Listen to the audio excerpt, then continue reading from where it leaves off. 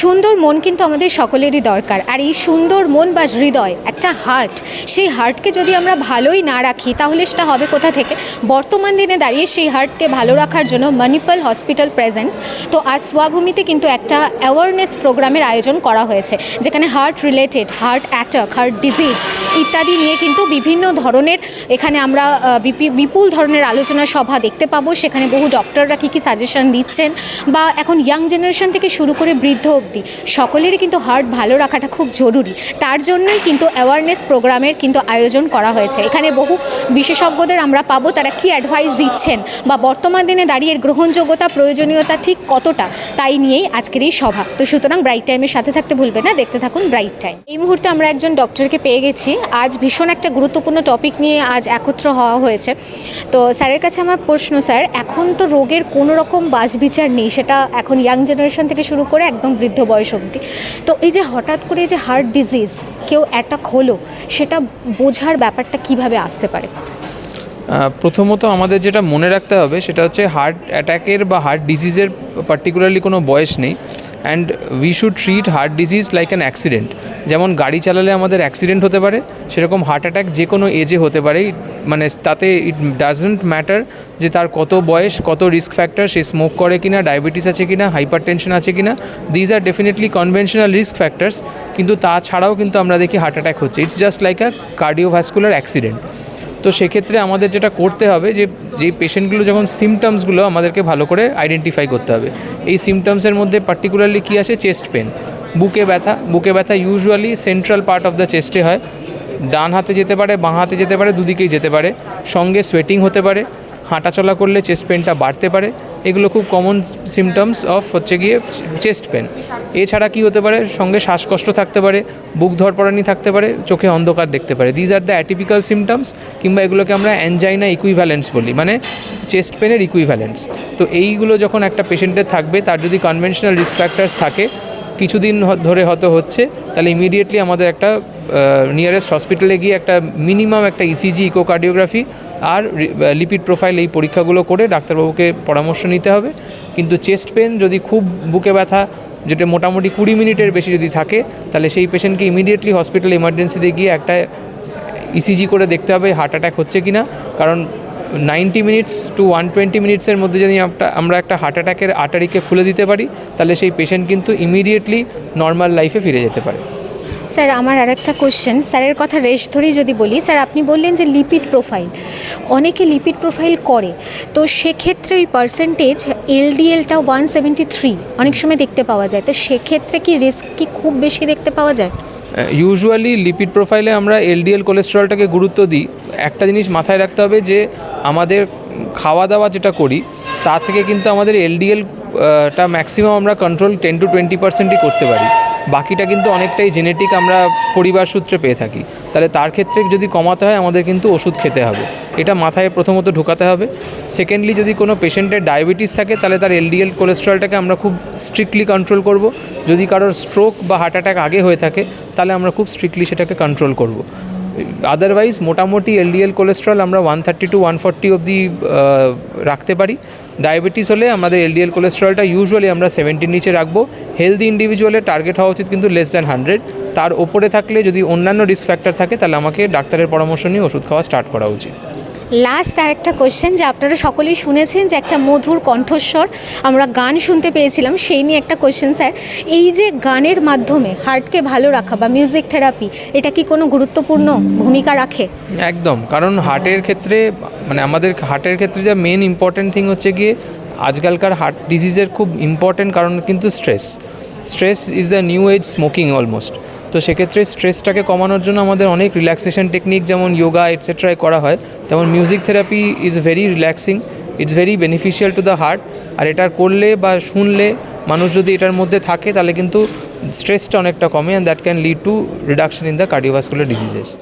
আজকে আমাদের এখানে একটা কম্প্রিহেন্সিভ কার্ডিওভাস্কুলার কেয়ার এবং অ্যাওর্টা ক্লিনিকের উদ্বোধন হলো।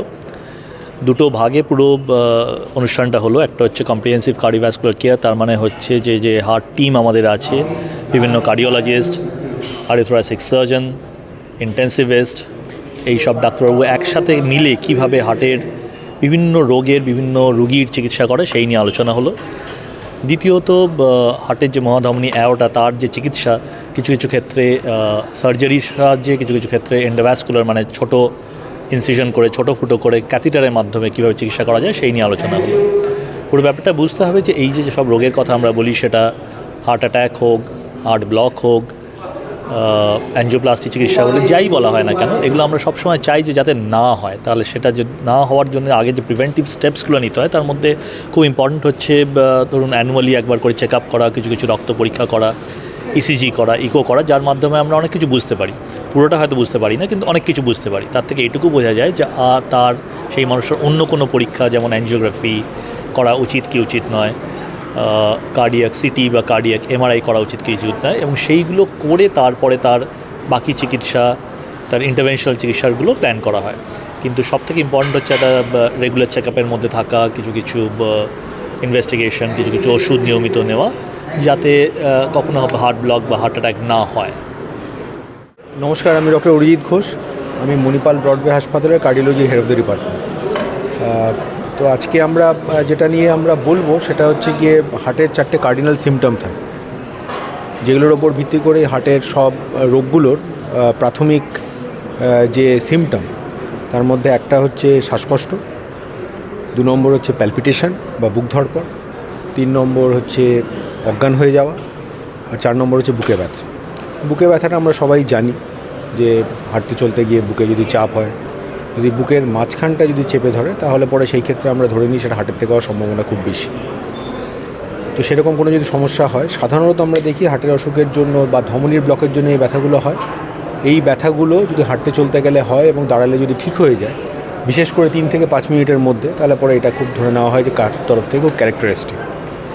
এমনটা হতেও পারে যে আর কি যে ব্যথাটার বেশিক্ষণ ধরে আছে বা ব্যথাটা বেশ কয়েক ঘন্টা যাবত আছে, সেইগুলো যদি হয় তাহলে পরে আমরা যেটা সাজেস্ট করি রুগীদের, সেটা নিকটবর্তী যে মেডিকেল ফেসিলিটি বা সেন্টার আছে সেখানে গিয়ে ডাক্তারবাবুদের সঙ্গে কথা বলা, দরকার পড়লে ইসিজি করা।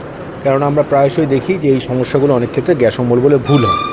গ্যাস অম্বলের কারণে মানুষের প্রাণহানি হবে না, এটাই খুব স্বাভাবিক, কিন্তু সেটা যদি হার্টের কারণে যদি হয় এবং সেটা যদি আননোটিস থাকে তাহলে হয়তো ভ্যালুয়েবল টাইম নষ্ট হতে পারে এবং সেই ক্ষেত্রে প্রাণহানি হওয়ার সম্ভাবনা থাকতে পারে বা ভবিষ্যতে এই মানুষের কিন্তু চরম ক্ষতি হতে পারে। তাহলে সেই ক্ষেত্রে এই গোত্রের কোনো সমস্যা হলে নিকটবর্তী নার্সিংহোম বলুন, গভর্নমেন্ট হাসপাতালের এমার্জেন্সি বলুন, সেখানে গিয়ে কিন্তু নিজেদের পরীক্ষা নিরীক্ষা, ইসিজি এগুলো করানো উচিত। আরেকটা ইম্পর্টেন্ট কথা যেটা আমি বলবো, আরেকটা সিমটমের মধ্যে যেটা আমি বললাম যে চোখে অন্ধকার থেকে অজ্ঞান হওয়া। এই অজ্ঞান হওয়াটা অনেকেই বিভিন্ন সময় বাজারে ঘাটে বা কোনো ভিড় ট্রামে বাসে বা শারীরিক অসুস্থতার কারণে অনেকে অজ্ঞান হন, কিন্তু যেই অজ্ঞান হওয়াটা কোনো কারণ ছাড়া হয় এবং দেখা যায় যে অজ্ঞান হওয়ার কিছু সেকেন্ডের মধ্যে আবার জ্ঞান ফেরত চলে আসছে, যার জন্য রুগীর অনেক ক্ষেত্রে মনে হয় যে এটা ততটা গুরুত্ব দেওয়ার নয়। কারণ আমরা সবাই একটা জিনিস ভাবি যে যত বেশি সময় ধরে আমার সিমটমগুলো হবে তত বেশি গুরুত্বপূর্ণ, কিন্তু হার্টের কারণে যদি কেউ চোখে অন্ধকার দেখেন, সেটা হার্টের গতিটা থেমে গিয়ে চোখে অন্ধকার, তাহলে এই জিনিসটা কখনো বেশিক্ষণ ধরে চলতে পারে না। এই জিনিসটা যদি খুব বেশিক্ষণ ধরে চলে তার খুব করুণ পরিণতি হওয়ারই কথা। তাহলে যেই সময় এই চোখে অন্ধকারগুলো হয়ে আবার সঙ্গে সঙ্গে যদি ঠিক হয়ে যায় এবং সেটা বসা থেকে ওঠার সময় রিলেটেড নয় বা কোনোভাবে কোনো ফিজিক্যাল বা মেন্টাল স্ট্রেসের সঙ্গে রিলেটেড নয়, তাহলে সেগুলো কিন্তু খুব গুরুত্বপূর্ণ।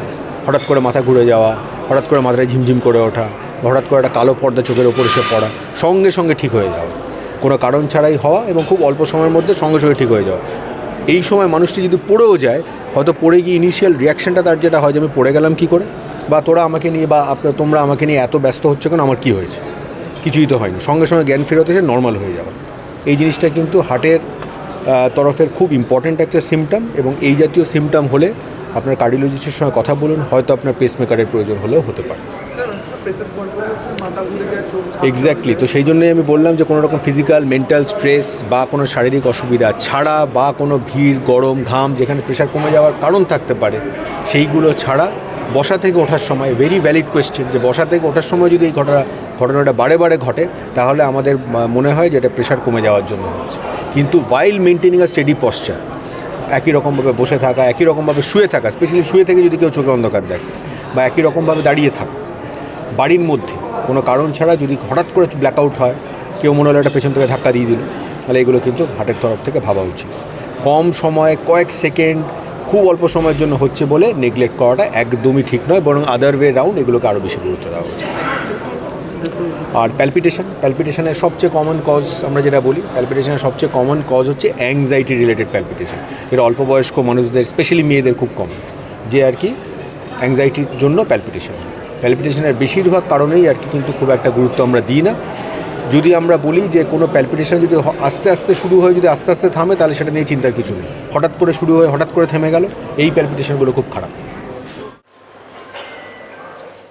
এর সাথে পেশেন্টকে অনেক লাইফস্টাইল মডিফিকেশন প্লাস ড্রাগস খেতে হয়, এগুলো সব মিলিয়ে করলে পেশেন্টের কিন্তু there is a lot of survival benefit for these patients. Thank you. Now I would request 3 people on the stage, Dr. Sujoy Chatterjee and 2 of his cardiac anesthesia. सावन की बरसे बदरिया, सावन की